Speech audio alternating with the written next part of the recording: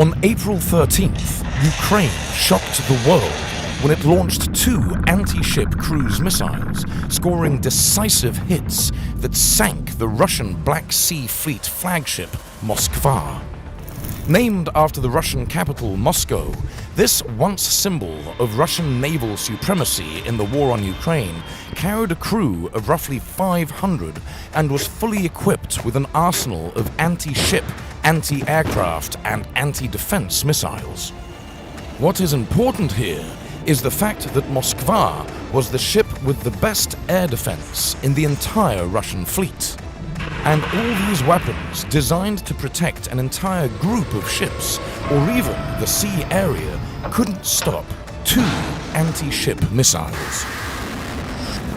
This is military mechanics, and today we will look at the rise of anti-ship cruise missiles. How can a relatively low-cost, short-range missile such as Neptune destroy one of the largest warships in the Russian Navy?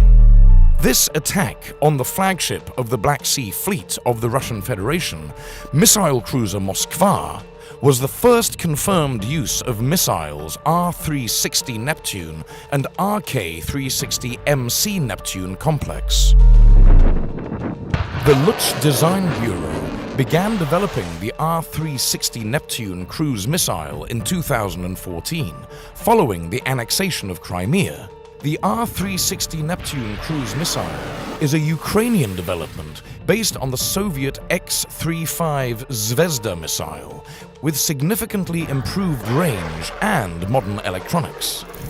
R-360 Neptune cruise missile is for the destruction of ships with a displacement of up to 5,000 tons, and like all missiles of this class, it can be used from land, surface, and aircraft platforms. The missile has an updated target-seeking device, altimeter, starting engine, wings and fins, gyroscopes, and navigation system.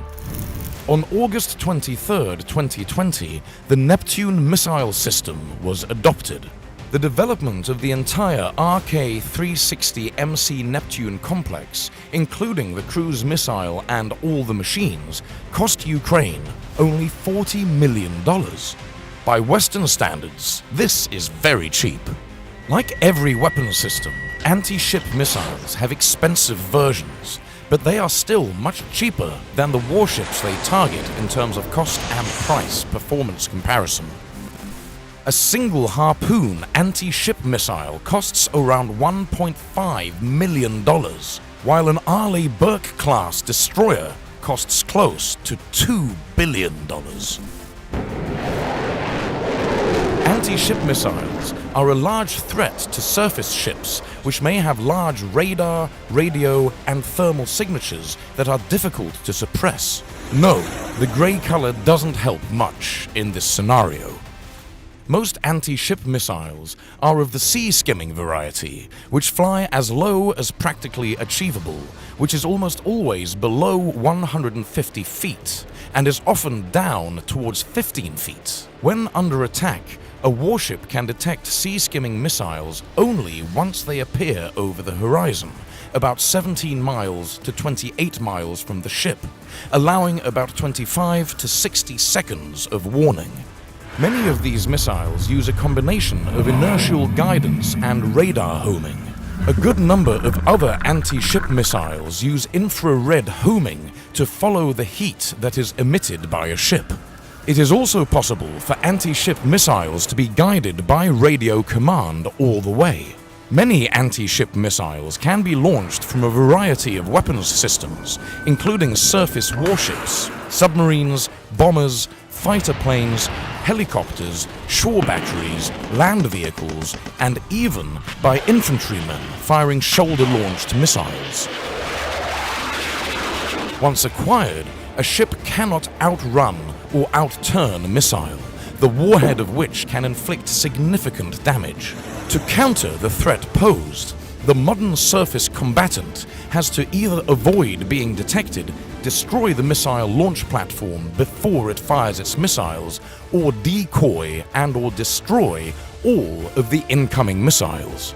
However, To counter the ship defense systems, countries such as Russia are developing or deploying very low-flying missiles, about 5 meters above sea level, that slowly cruise at a very low level to within a short range of their target, and then, at the point when radar detection becomes inevitable, initiate a supersonic high-agility sprint to close the terminal distance. Missiles such as the SSN-27 Sizzler that incorporate this sort of threat modality are regarded by US Navy analysts as potentially being able to penetrate the US Navy's defensive systems. China has anti-ship missiles like the Dongfeng 21, whose range is roughly 1,000 miles, and the DF-26, whose range is roughly 2,500 miles.